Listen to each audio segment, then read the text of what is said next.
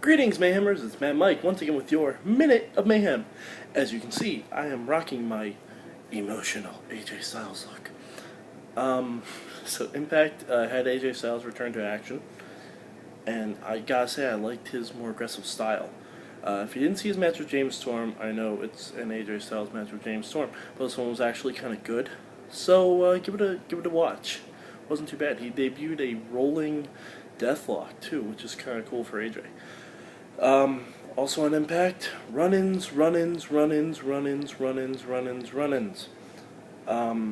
reminded me of WCW when the NWO was around, and in all the bad ways.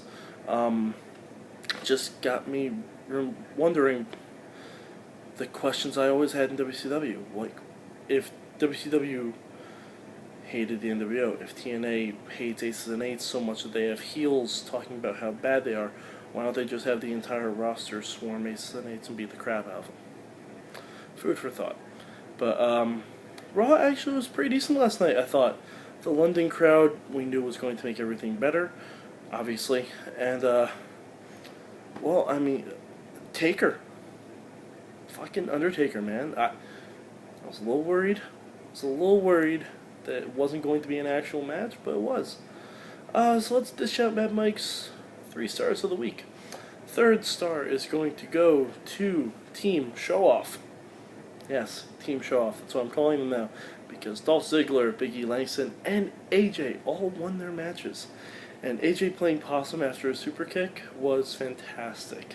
And AJ and Caitlyn, if they have Extreme Rules, if it's an Extreme Rules match, which it definitely could be for those two girls, that would be so much fun to watch. And then AJ and Dolph will be a power couple with titles, and it will be fantastic. Star number 2 goes to the Ayatollah of Rock and Rolla and the Tango Man from the last La Mancha or something like that. But Chris Jericho, of course, come on. First on, he put on an excellent match with Dolph Ziggler, as they always do. And then he danced with Fandango's dancer, which I was waiting until they brought in Jericho's Dancing with the Stars bit, because that's a given for this gimmick with Fandango. It's a given. That's what the whole feud should have been about.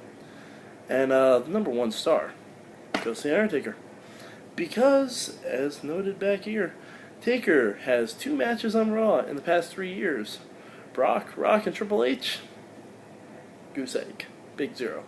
I think Ricardo Rodriguez has more matches than Brock, Rock, and Triple H, actually, which is really sad. Zeb Coulter actually has more matches than all 3 of them, too. Which, by the way, I didn't notice this, but the Raw from the Izod Center back 2 weeks ago, you guys never saw, actually, Zeb Coulter did get in the ring and did wrestle. Granted, he walked in and plotted awkwardly and stomped Del Rio like 3 times before tagging back out, so he literally was the commercial break. But it was still funny to watch because he waddled like a weeble. It was great. Yeah, but that's it for the minute this week. Peace, bitches.